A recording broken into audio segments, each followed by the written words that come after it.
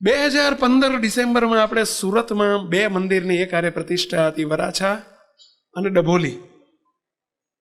2 મંદિરના પ્રતિષ્ઠા હતી. આપણા ગુરુજી બાપજી પધારેલા અને લગભગ 40-50 હજાર માણસ જમનારું હતું. અને એમાં બાપજી આ જ આશીર્વાદ આપેલા કે આજે જેટલા પ્રસાદ જમ્યા છે અને સ્વામિનારાયણ ભગવાનને અમે તેડવા આવશું. હવે એમાં આ વિરમગામ પાસે મણિપુરા ગામ છે. મણિપુરા, જોશીપુરા અને મણિપુરા અને દેવપુરા અને બધા પૂરેપૂરા ખાખરિયા વિસ્તાર કહેવાય બધો. અને એમાં એ મણિપુરાના એક આપણા હરિભગતના માતુશ્રી, એમની બા, લગભગ 65-70 વર્ષની ઉંમર.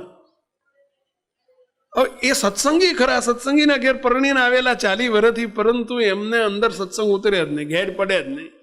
આવી વાતો ઘણી સાંભળેલી પણ બધી ઓગાળીને પી જાય.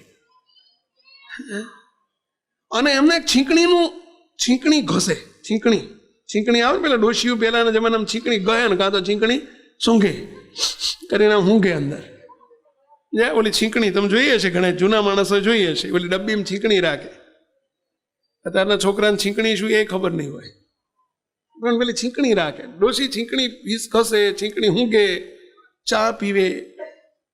અને એમને બહુ સત્સંગ નહીં, પણ એ ત્યાં આવી ગયેલા અને એમને ઘેર ગયા અને એમનો અંતકાળ સમય આવી ગયો, માંદા પડ્યા.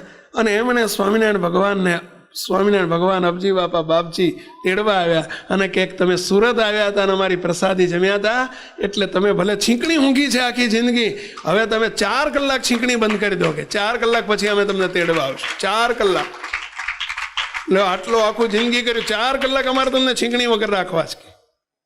છીંકણી ઘસવાનું ઊંઘવાનું બંધ કરી દો. હવે એમને અડધો કલાકે જોઈએ, અડધો કલાક ઊંઘમાંથી ઉઠી નહીં તો હું કરે તાર હરખું આવે. બોલો, 4 કલાકનું તમે અલ્ટિમેશન આપી દીધું. અલ્ટિમેશન જ કહેવાય પેલા. 4 કલાકમાં તમને આટલું બંધ કરી દો, તેડવા આવશે. અને બોલો, એ ડોસીના અક્ષરધામમાં હજુ 2 વર્ષની વાત છે. સ્વામિનારાયણ ભગવાન દર્શન દઈને તેડી જાય. મુક્તો આ છે સ્વામિનારાયણ ભગવાનના કહેવાય.